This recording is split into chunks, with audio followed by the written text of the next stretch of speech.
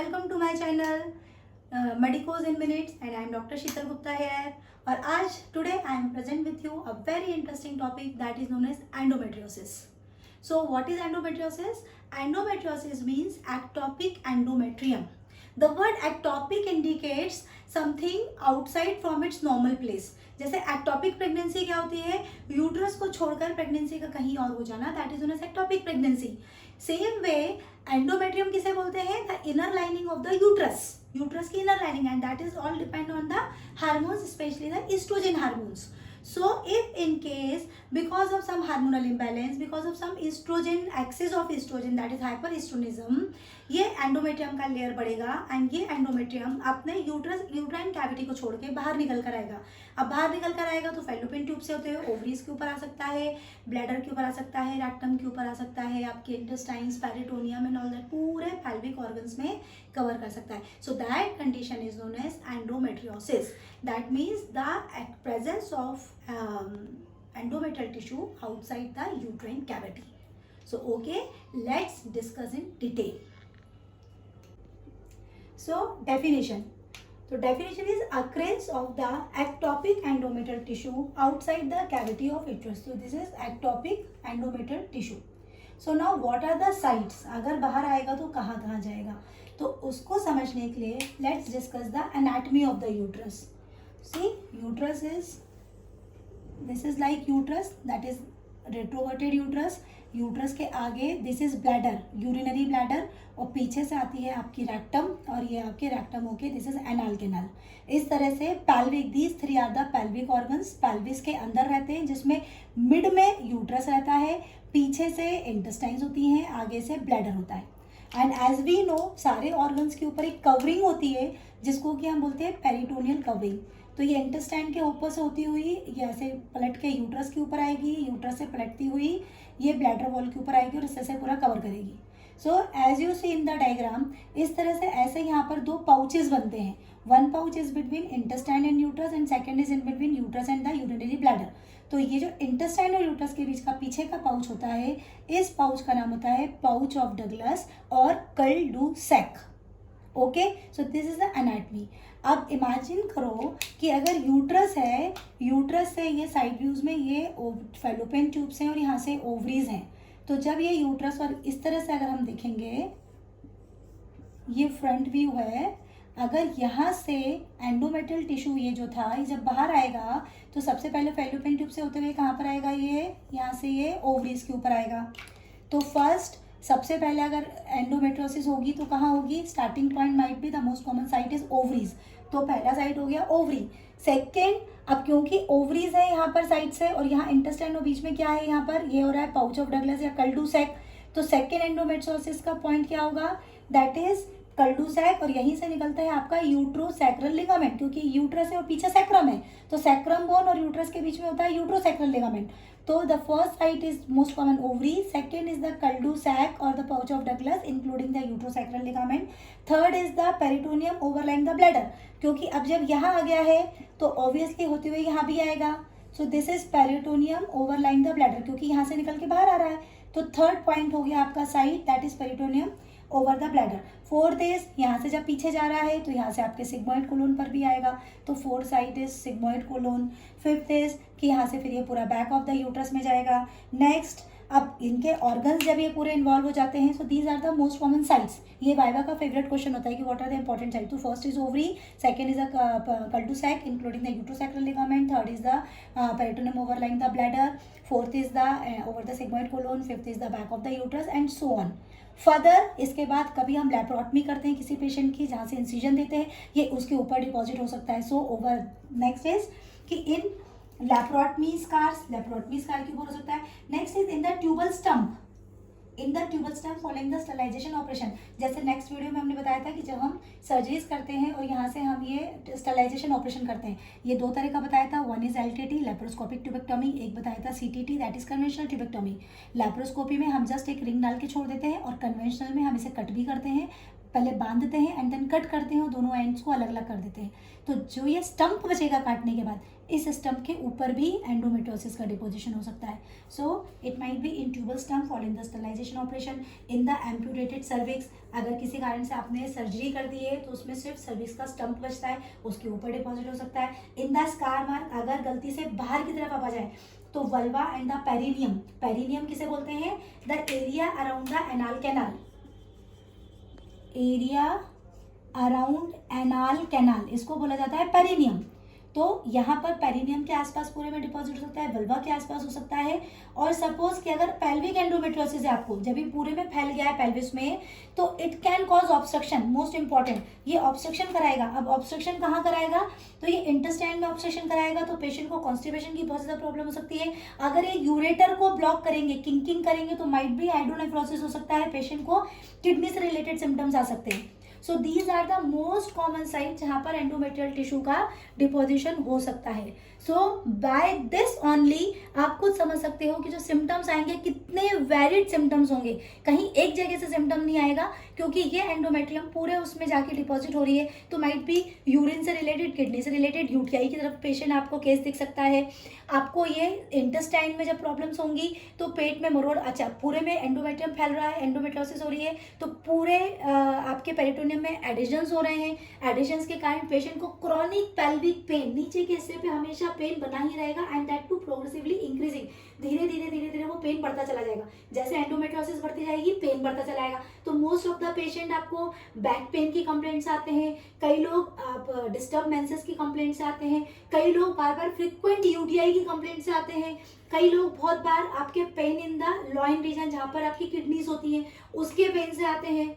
Most of the लोग बोलते हैं खाना हजम नहीं हो रहा है, खाना नहीं पच पा रहा है, हम काम नहीं कर पा रहे हैं, बैक एक बहुत ज़्यादा बढ़ता जा रहा है। तो बहुत वेरिड सिम्टम्स होते हैं पेशेंट के। So okay, now clinical picture कि पेशेंट कभी भी इस कंडीशन में आएगी तो आपको क्या मिलेगा। So next most important point is tender fixed retroverted uterus. हम जब पीवी करते हैं, पर वेजाइनल एग्जामिनेशन करते हैं, तो उसमें यूट्रस हमको टेंडर, क्योंकि पेनफुल कंडीशन हो जाती है ये, तो पेन होगा एंड फिक्स्ड, क्योंकि सबसे पहले आपका कल्टू सैक इन्वॉल्व होगा, और अगर कल्टू सैक इन्वॉल्व है पीछे से तो यहाँ से यूट्रस और इन सब का ये बाइंडिंग हो जाएगी, एडेशंस हो जाएंगे, और जब ये एडेशंस हो जाएंगे तो अब यूट्रस मूव नहीं कर पाएगा। जब यूट्रस मूव नहीं करेगा तो tender fixed retroverted uterus because of the involvement of the uterosacral ligament and the cul-de-sac. Next, small nodules palpated through the posterior which is described as the cobblestone feel of the uterosacral ligament। पूरे में छोटे छोटे nodules palpate होंगे जब आप PV कर रहे हैं तो पोस्टियर में, एंड उसको हमने बोला है cobblestone feeling. Next PS, PS means पर स्पैकुलम। हमने जस्ट स्पैकुलम पुश किया है वेजाइना में, और हम जब लाइट डाल के डायरेक्टली पूरा वल्वल कैविटी में देखेंगे तो bluish blackish plucked spots in the posterior fornix which are tender to touch। पूरे में bluish blackish plucked spots मिलेंगे and they are so painful, and this is the pathognomic feature। Pathognomic word किसे बोलते हैं, hallmark, जैसे हम बोलते हैं गोल्ड पे हॉलमार्क लगा होता है, सेम किसी भी पेशेंट को अगर bluish blackish puckered spots tender to touch मिल रहा है, फिक्स्ड रिट्रोवर्टेड यूट्रस मिल रहा है, दैट इंडिकेट्स क्लिनिकली कि इस पेशेंट को एंडोमेट्रियोसिस हो सकती है। ठीक है, नाउ नेक्स्ट द इन्वेस्टिगेशन। अब इन्वेस्टिगेशन क्या करेंगे, मोस्ट इंपॉर्टेंट, सबसे पहले सबको पता है यूएसजी, सोनोग्राफी करवाएंगे। तो मोस्ट ऑफ द कंडीशन में तो सोनोग्राफी में 100% पता चल जाता है कि this is the condition of endometriosis because cystic swelling of the ovary. सबसे पहले क्योंकि फर्स्ट साइट इन्वॉल्व हो रही थी ओवरी, तो ओवरी में जब एंडोमेट्रियोसिस होता है तो ओवरी का साइज बढ़ जाता है, दैट टू सिस्टिक स्वेलिंग, और दैट टू ऑफन ये ओवरी भी फिक्स्ड हो जाएगी, ओवरी भी टेंडर हो जाएगी। तो ऑन द सोनोग्राफी जैसे ही प्रोब रखोगे उसके ऊपर तो cystic swelling of the ovary fixed and tender, और साइज बढ़ जाता है, और उसको हम लोग बोलते हैं chocolate cyst of ovary. Second, USG में जब आप देखोगे तो पूरे में ब्लूइश ब्लैकिश प्लकड स्पॉट्स पूरे पेरिटोनियम पे भी दिख सकते हैं, कुछ फ्रंट में, क्योंकि यूएसजी कभी बैक नहीं देख सकती, यूएसजी हमेशा 2D व्यू दिखाता है, फ्रंट व्यू दिखाएगा। तो फ्रंट में ओवरी का विजुअलाइजेशन हो सकता है, might be front of the uterus और ब्लैडर अगर इन्वॉल्व हो रहा है तो आपको वो दिख जाएगा, और पेरिटोनियल फ्लूइड दिख जाएगा। तो यूएसजी से भी समझ में आ जाता है हमको कि एंडोमेट्रियोसिस हो सकता है, but because there is ovary का साइज इनलार्ज हो रहा है, that is known as chocolate cyst, fixed हो रही है, टेंडर हो रही है, तो ऐसा तो नहीं है कि ये मैलिग्नेंट हो, that is a malignant condition of ovary, कि ओवेरियन कैंसर हो रहा हो. So just to rule out the ovarian cancer हम उसका सेकेंड इन्वेस्टिगेशन कराएंगे, CA-125 ब्लड टेस्ट करवाएंगे, जो कि ओवेरियन कैंसर के लिए उसमें बढ़ जाता है. If CA-125 is in normal limit, that means कि ये मैलिग्नेंट कंडीशन नहीं है, ये आपको एंडोमेट्रियोसिस है. नेक्स्ट, अब अगर एंडोमेट्रियोसिस है तो हमें सबसे पहले इसकी सीवियरिटी देखनी है कि कितने में फैला हुआ है, कहाँ कहाँ फैला हुआ है. प्लस हमें ये देखना है कि पेशेंट एसिम्टोमेटिक है, जस्ट एंडोमेट्रियोसिस एक कोइंसिडेंटल फाइंडिंग मिली आपको सोनोग्राफी में, या पेशेंट सिम्टोमेटिक है, सिम्टम्स के साथ आ रही है. अब सिम्टम्स के साथ आ रही है तो सिम्टम्स मेंसेस से रिलेटेड, हैवी मेंसेस की ब्लीडिंग हो रही है और बैकएक की प्रॉब्लम हो रही है और यूटीआई से रिलेटेड समथिंग है, तो might be most of the time थोड़ा सा मिसडायग्नोज हो जाता है, तो कई बार हम MRI भी कर लेते हैं. And but the most significant investigation is laparoscopy. Laparoscopy most of the time हमारे लिए therapeutic as well as diagnostic दोनों हो जाते हैं. थेराप्यूटिक मीन्स, डायग्नोस्टिक मीन्स कि हम सिर्फ डायग्नोसिस कर रहे हैं, एंड थेराप्यूटिक मीन्स डायग्नोसिस के साथ साथ हम उसको ट्रीट भी कर रहे हैं. सो लैप्रोस्कोपी में जब हमने लैप्रोस्कोपी की तो उसमें powdered burn blackish spots, chocolate cyst of the ovary, dense adhesions all over the abdomen, yellowish brown peritoneal fluid, these all are finding, these are suggestive of कि इसको endometriosis हो रहा है. So now come to the treatment. The treatment depend on the age of the patient. Patient young age की है या menopausal है, menses खत्म होने वाले हैं. सेकेंड, द रिप्रोडक्शन, उसको फर्दर अपनी उसकी फैमिली कंप्लीट अभी हुई है या नहीं हुई है. Next is the severity of symptoms. कोई भी एज के पेशेंट हो बट उसको सिम्टम्स कितने सीवियरिटी के साथ आ रहे हैं, and the extent of disease, कि डिजीज कितनी ज़्यादा पूरे पेरिटोनियम में फैली हुई है, उस पर ट्रीटमेंट डिपेंड करेगा. फर्स्ट इज एसिम्टोमेटिक पेशेंट अगर है, दैट मीन्स कि सीवियरिटी बहुत माइनर है, तो might be we are describing the medicine, oral medications. So in case of symptomatic patients, either we describe the drugs, or if it is not relieved by drugs or the severity is so much, then we will go for surgeries. तो drugs में oral contraceptive pills or the progesterone or the gonadotropin releasing hormone depending on the age, reproduction and the severity of the disease. And if it is patient is not relieved by the oral medication, then we will go for surgery. Surgery में अब depend करता है कि कहाँ problem हो रही है. Suppose back एक हो रहा है, सीवियर बैक एक हो रहा है बिकॉज ऑफ द डेंस एडहेशंस, तो हम सिर्फ उतना जाके एडहेशंस को ब्रेक डाउन कर देंगे, दैट इज एडिनोलिसिस. अगर किसी स्कार वगैरह पे एंडोमेट्रियम अगर आ रहा है तो हम उतने स्कार एंडोमेट्रियोसिस को हम उसको एक्साइज कर देंगे. अगर पूरे के पूरे पेरिटोनियम में ब्लूइश ब्लैकिश प्लेकेट स्पॉट्स आ रहे हैं तो हम उसको कॉटरी करके उतने स्पॉट्स को हम उसको डिस्टर्ब कर देंगे. एंड सपोज कि पेशेंट अगर मीनोपॉजल एज ग्रुप में है, मेंसेस जाने वाले हैं, फैमिली हिस्ट्री कंप्लीट हो गई है, और अगर एंडोमेट्रियोसिस बहुत ज़्यादा स्प्रेड नहीं है, then we will go for TAH with BSO means trans abdominal hysterectomy with bilateral salpingo-oophorectomy. Uterus भी रिमूव कर देते हैं और सैल्पिंग्स मतलब फैलोपियन ट्यूब्स रिमूव करते हैं, ओवरी मतलब ओवरीज रिमूव कर देते हैं. So this is known as total hysterectomy. इसको टोटल हिस्टेक्टोमी बोलते हैं, that is total abdominal hysterectomy with bilateral salpingo-oophorectomy. Suppose कि अगर ऑब्स्ट्रक्शन के कारण कि पेल्विक एंडोमेट्रियोसिस है, पेल्विक एंडोमेट्रियोसिस के कारण आपके यूरेटर के ऊपर ऑब्स्ट्रक्शन हो रहा है, सो दैट उसके कारण किंकिंग हो रही है यूरेटर की, and that will leads to hydronephrosis, kidney का साइज इंप्रूव हो रहा है, या रिकरेंट यूटीआई की प्रॉब्लम हो रही है, then also we will go for surgery. हम उस ऑब्स्ट्रक्शन को रिलीव करेंगे.